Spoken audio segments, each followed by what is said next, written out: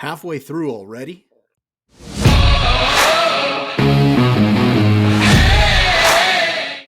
Good evening, everyone. Welcome to Was It Good? My name is Bob, and tonight we're going to be talking Shogun, Episode 5, Broken to the Fist. And this episode, just like the episodes before it, I thought was pretty good.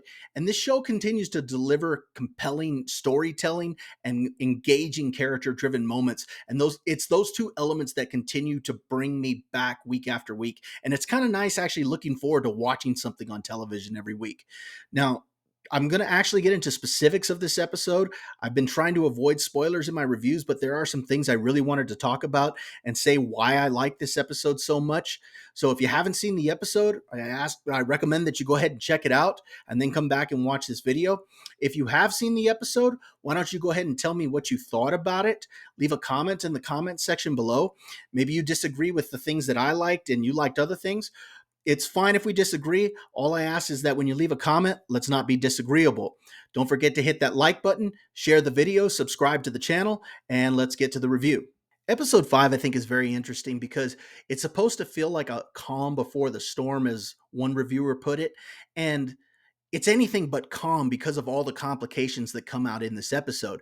It picks up from where the last episode left off, where we've seen the consequences of Nakado's actions in that he's murdered Ishido's men, and as a result, he's basically left Toranaga and his allies in a situation where they have to go to war. Toranaga shows up with an army, and with that army is Lady Mariko's husband, Buntaro.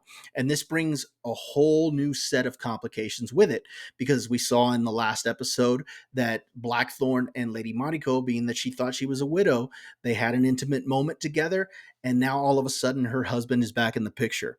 And this creates, like I said, a whole new set of complications because Buntaro doesn't exactly think very highly of Blackthorn, but he's forced to live in Blackthorn's home, both him and Mariko. And so this actually leads to what I think is the best scene in the entire series, and that's this dinner scene that occurs between Buntaro, Blackthorn, Lady Mariko, and Fuji. And in this scene, the two men end up kind of competing with each other, and they're trying to outdrink the other one. And because of the drinking, it leads to a lot of things coming out and a lot of harsh feelings. You actually see Buntaro demonstrating how good of an archer he is. And he does this at Lady Mariko's expense, where he turns around and literally shoots an arrow right past Lady Mariko's face, and actually does it a couple of times. And we see how good his skill was even when he was drunk, but it's done at Lady Mariko's expense. And this, of course, really upsets Blackthorn, who says, hey, yeah, I understand that the wife is your property, but you need to treat her with respect. And Buntaro's like, no, I'm not going to treat her with respect because of who she is. And he forces Mariko to tell Blackthorn who she is.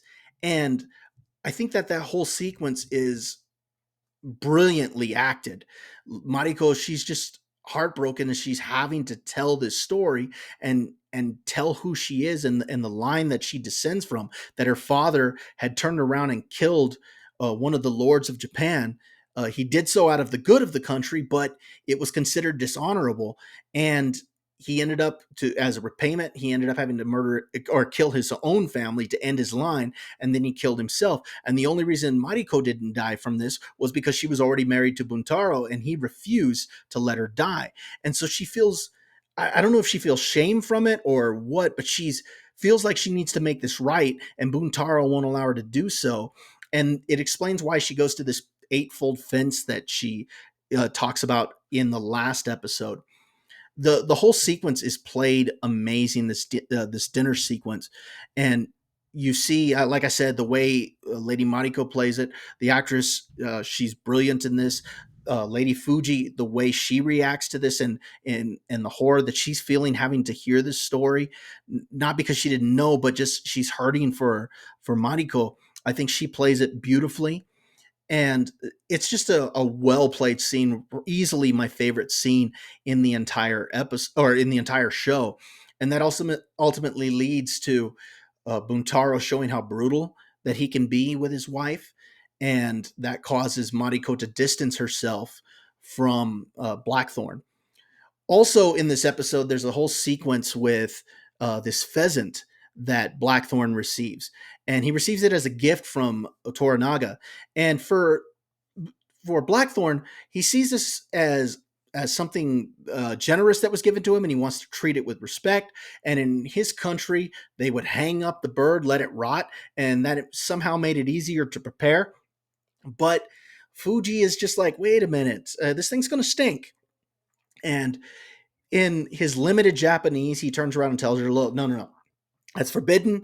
You touch it, you die. And he doesn't really understand the meaning that his words have. And as the bird begins to rot, of course, the townspeople are beginning to smell it, and they actually ask for a volunteer to turn around and get rid of it. And the gardener who works for Blackthorn volunteers to go ahead and do it because apparently he's dying anyway.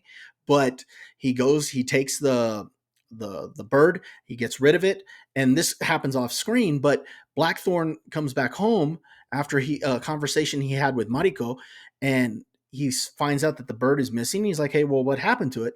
And Fuji's like, the gardener took it, and he's like, oh, well, you know what, he should get a medal because he was able to reach up there and get it. You know what, that's fine. It's okay, it was up there long enough. So where is he? Go ahead and have him come to me.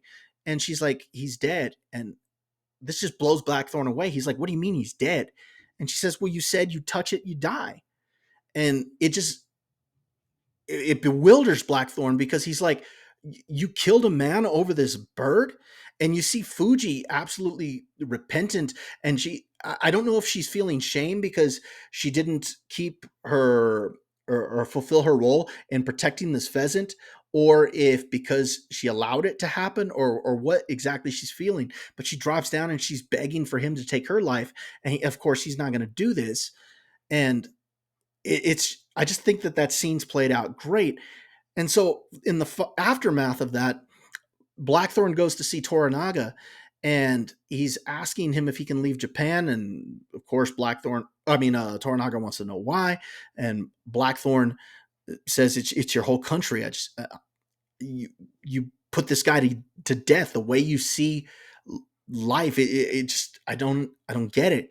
And Mariko says something that really hits Blackthorn, and she says, your words gave meaning to the bird, because Blackthorn was like, the bird didn't mean anything to me and you killed somebody over it. And she says, your words gave it meaning.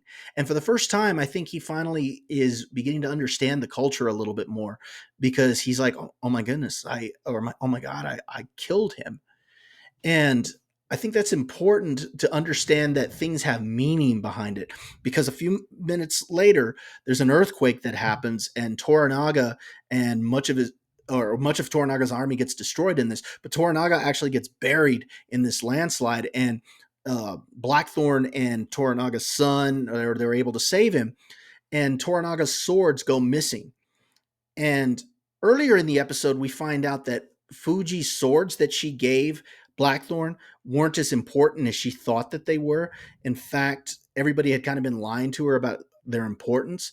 And so Blackthorn realizes, well, these swords don't mean anything, but now if I give it to you and you accept it, now these swords have meaning. And so Toranaga accepts the swords after his own had gone missing in the landslide, and he thanks him for it because Blackthorn understood that a samurai needed his swords, and so he gives them to him. And now those swords have meaning. And so Blackthorn finally comes to somewhat of an understanding of the culture. And I think that whole sequence was well played. You also see Blackthorn go back home, and he kind of gets this moment with Fuji where she's being treated for injuries after this earthquake. And he kind of just puts his hand on her and just letting her know it's going to be okay. And I'm curious to see what's going to come out of that and the level of respect that the two might gain for each other. And I'm looking forward to seeing where it plays out. The ending of the episode I thought was also very good, because we see Lady Ochiba return back to Osaka, and I'm definitely getting some Cersei Lannister vibes from her. She is very much a manipulative, conniving character, and she understands the political power that she has, and she uses it. and I'm interested to see where it goes because she knows she's got the Council of Regents in the palm of her hands. They're upset at Toranaga, and she knows that she can use them to advance her son's political power and maybe some of her own as well. I'm curious to see where it goes. Overall, I thought this was a very good episode. So was it good? It continues to be great. I think this is, like I said, a very well written show. I, I definitely recommend you checking it out if you haven't done so. If you're still watching, I'd like to thank you for joining me today. Go ahead, don't forget to hit that like button, share the video, subscribe to the channel, and we'll see you next review.